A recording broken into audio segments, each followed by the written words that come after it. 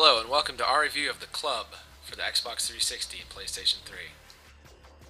Now, although The Club is technically a shooter, it plays almost like a mix between a shooter and a racing game, which is kind of a weird mix, but makes sense when you realize that the creators of the game are bizarre creations who are best known for their Project Gotham series of games for the Xbox and Xbox 360.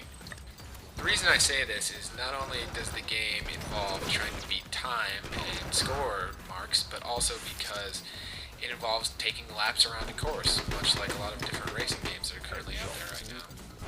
Although most racing games don't involve you blowing the brains out of different cars or different car drivers, but this racing game has you piloting a psychopathic mercenary type guy who is in love with the thrill of hunting other people or something like that. So when you first start out the game, you basically get to choose your character, and there's a few different characters that I won't worry too much about it because they all really play the same. And after getting introduced to this creep, the secretary, who's basically the voice behind the entire game, they'll give you a brief tutorial about how you're going to score in the game and how, you go from one place to another, shoot guys, get points, blah, blah, blah. It's all pretty basic. Once you do that, it's all just off to the races, as it were. The first time you go through, not every time you have a time limit, but try and get combos by killing different people in series and pulling off maneuvers and killing them uniquely. Headshots get extra points, grenades get more points, killing two people at once get different points, and basically there's kind of circuits, kind of like racing games. So there's like the prison circuit, and this is the Venice circuit right here. So in the circuit, you have the basic gameplay where you just go around shooting people and getting combos and trying to get to the exit.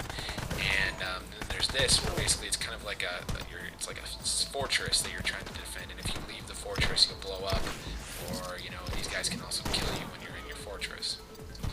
And although these events have different objectives, they pretty much play the same. Either way, you're basically just running around either a small confined space or a level, trying to kill people, trying to get combos, trying to get points before either the time runs out or they kill you, or you get to the exit.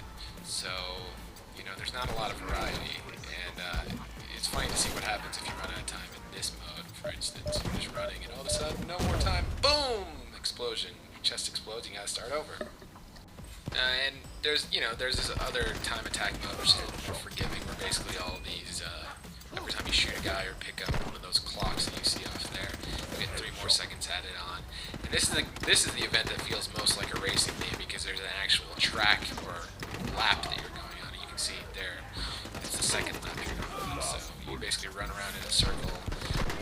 More and more of the same looking guys come out, and you just keep shooting them and do laps and try and get points. And that's about it. And that's the problem with the game. Not only are the levels more repetitive and kind of boring, but all the different characters that you can choose from. Really, I didn't really notice the difference between them. And they say they have different strengths and weaknesses, but I really didn't notice any differences. I mean, one might be a little faster than another one, or a little slower, but not a whole lot there.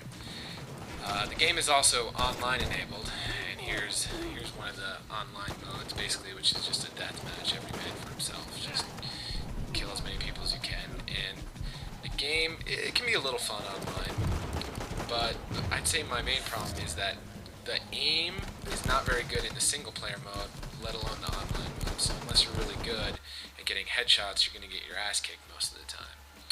And there are different modes. I mean, it's not just limited to deathmatch. There's some scoring modes that try and basically bring the combos of the other game, of the single player game, over into online mode. But it doesn't really work very well because the levels are kind of sparse, or so big, and the people that you're playing with are so sparse that you really can't get a combo going because everyone's just running every way trying to, kill different people, and you rarely run into enough people to get a combo going without dying. I mean, I'm sure you probably could, but you have to be very good at the game and spend a lot of time on it. Both of which I really didn't feel like doing because I wasn't that impressed with it. So overall, I'd say the club is not bad, it's not great, it's mediocre. It can be a fun game in spurts, and it offers a decent online component, but the single player is pretty lame, and the graphics are pretty bland, enemies are pretty repetitive, the environments are kind of similar. It just seems like, kind of a bargain bin type of game, in all honesty. So the $60 that you got to shell out for the club seems a little bit steep for me right now. But if you really want something different in a shooting game, you might want to give the club a try. Otherwise, move on to other things. Either way, thanks for listening to our review.